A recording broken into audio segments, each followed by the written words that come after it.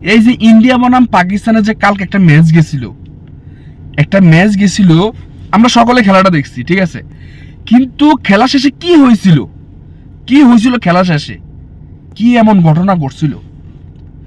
তো একটা জিনিস কি আমরা সবসময় মনে করি যে ক্রিকেট খেলা একটা ভদ্রলোকের খেলা, আমরা সবসময় মনে করে থাকি, এটা আমরা বাস্তবেও দেখছি, যেটা সত্যি কথা। ক্রিকেট খেলাকে আমরা সবসময় ভদ্র খেলা হিসেবে মনে করি, যেটা ফুটবলের মতো না। তো মনে করেন যেহেতু ইন্ডিয়া বনাম পাকিস্তান কালকে ম্যাচ হয়েছিল, সে খেলা শেষে কি এমন একটা ঘটনা ঘটছে এটাই যে আমরা সকলেই দেখি যে খেলা শেষ হলে এক দল আরেক দলের সাথে হ্যান্ডশেক করে তারপর আমরা বিদায় নেই। কিন্তু কালকের ম্যাচটা দেখে মানে হতবাক হয়ে গেলাম, কিরে বাবা, তারাই খেলার মধ্যে পলিটিক্সটা পর্যন্ত নিয়ে আসছে। যদি তোরা পলিটিক্সটা নিয়ে আসার প্রয়োজন ছিল তাহলে খেলার দরকারটা কি?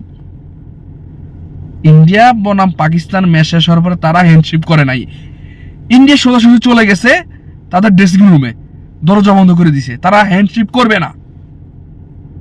কতটা মনের মধ্যে হিংস্র হলে এমন কাজ করতে পারে? এখন আপনারা আমাকে বলবেন আমি রাজাকার মতো কথা বলি না ভাই, আমি যেটা সত্য ওইটা তুলে ধরতেছি, যেটা সত্য। তারা যে কাজটা করছে এটা কোটি কোটি মানুষ দেখছে।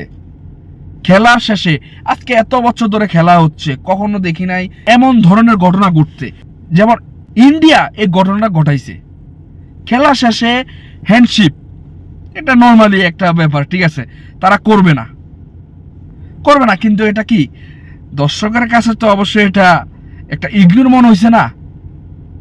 তবে কিন্তু হ্যাঁ, এটার উত্তর একটা সময় তারাও পাবে। একটা তো মনে রাখিয়েন, এত হিংস্র মনে রেখে কখনো উপরে উঠা যায় না। আল্লাহ ছাড় দেয় কিন্তু ছেড়ে দেয় না, মনে রাখেন কথাটা।